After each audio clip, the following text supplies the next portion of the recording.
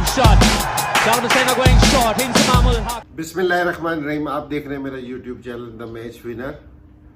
तो इंडिया के पास बड़ी ज़बरदस्त अपॉर्चुनिटी थी कि जी बड़ा स्कोर, जिस तरह मैंने कल बात की थी, मैं ये समझ रहा था कि जी 500 550 स्कोर करेंगे, लेकिन क्रेडिट इंग्लैंड को देना चाहिए या इंडिया का कहना चाहिए कि जी उन्होंने जो अपॉर्चुनिटी उनके पास कल थी उन्होंने उसको अवेल नहीं किया। तो मेरे ख्याल में क्रेडिट इंग्लैंड की बॉलिंग को जाना चाहिए, एडरसन को जाना चाहिए कि जिसने अपनी 31वीं दफ़ा 5 विकेटें ली हैं, और कोई शक नहीं है कि उसमें वो ग्रेट बॉलर है और किसी भी विकेट पे किसी भी कंडीशन में किसी भी टीम के खिलाफ ना वो स्कोर देता है, और अगर विकेटें ना भी ले तो किसी भी बैट्समैन को फ्री हिट नहीं मारने देता, स्कोर नहीं करने देता, और उसमें उसने विकेटें भी ली है, 500-600 विकेटें ले चुका है। सो ये उसकी ग्रेटनेस है ये कि जिस तरह की उसकी परफॉर्मेंस है।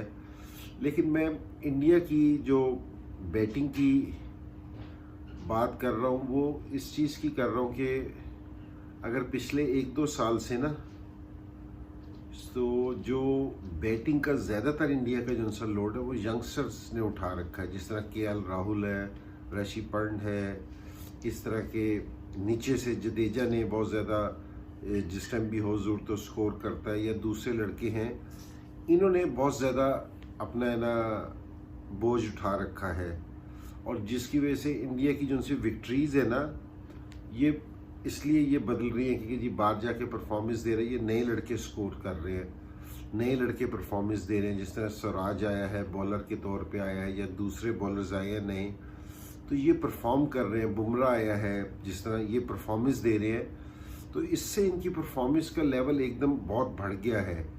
और अभी भी जहाँ ये लैग कर रहे हैं ना, वहाँ थोड़े से एक स्टैट्स हैं, वो ये है कि जी 2019 से 2021 तक तकरीबन कोई 18 से 20 महीने में ना, जो इंडिया के 3 मेन प्लेयर है ना,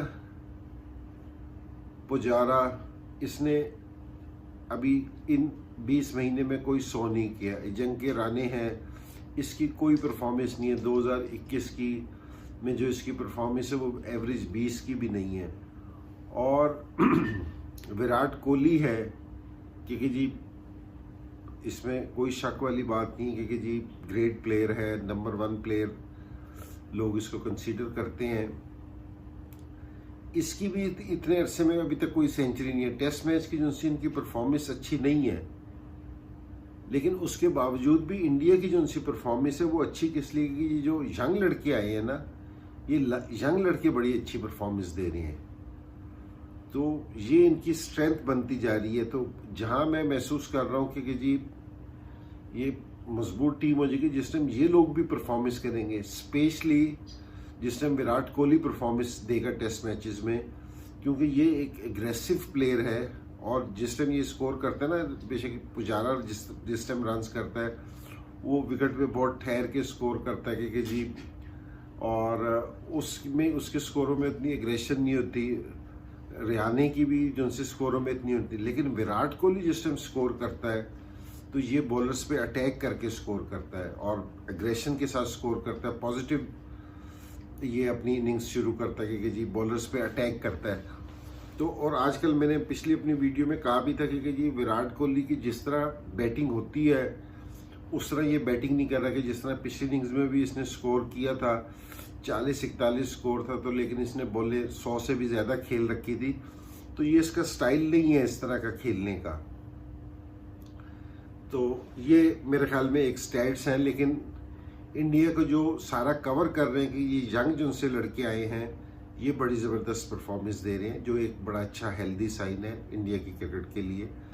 और जहाँ तक टेस्ट मैच की बात है, अब इंग्लैंड ने 119 पे 3 आउट हैं, उनकी वापसी आखिरी जो उनसी होप है वो जो रूट है, क्योंकि जी जिस तरह उसने पहले टेस्ट मैच में भी 100 किया था, और ठीक है कि जी दूर तक ले गया था, अगर वो ना करता तो मेरे ख्याल में इंडिया ने वो उस बारिश से पहले चौथे दिन में ही सारा खेल रैप अप कर देना था। लेकिन अब भी वो 48-49 पे खेल रहा है और सेट नज़र आ रहा है। वो ग्रेट प्लेयर है, तो जिस टाइम उसकी फॉर्म लगी होती है तो वो उस टाइम है ना फिर स्कोर पे स्कोर करता है। तो अब ये टेस्ट मैच है ना ओपन हो गया दोनों टीमों के लिए। अब इंग्लैंड के पास भी अपॉर्चुनिटी है, क्योंकि जिस टाइम कल इंडिया के आज 98 पे 7 प्लेयर आउट हो गए थे, आज 7 अगर यही स्कोर ये 200 सवा 200 के रन कर जाते, यहाँ से कोई 500 के करीब चले जाते तो इंग्लैंड के लिए बहुत मुश्किल हो जाना था। टेस्ट मैच अब भी कंट्रोल में है इंडिया के, ये नहीं कि जी इंडिया के कंट्रोल से बाहर है, लेकिन फिर बहुत इजी हो जाना था। क्योंकि मेरा नहीं ख्याल कि इस पिच पे जो सिर्फ चौथी इनिंग्स है वो खेलना किसी भी टीम के लिए आसान हो जाएगी। अगर टारगेट बेशक 300 रन्स का भी हो तो वो बड़ा मुश्किल हो जाएगा इंग्लैंड के लिए चेस करने का, स्पेशली उस टाइम जो इंडिया के बॉलर्स बॉलिंग कर रहे हैं। क्योंकि जी जिस तरह आज भी बॉलिंग कर रहे थे या जिस तरह पहले टेस्ट मैच में बॉलिंग कर रहे थे, तो मेरा नहीं ख्याल कि जी इंग्लैंड की चौथी इनिंग्स में मेरे ख्याल में कोई अगर 300 स्कोर भी करना पड़ा तो मेरे ख्याल में इंग्लैंड के लिए बहुत मुश्किल होगी। Massive shot.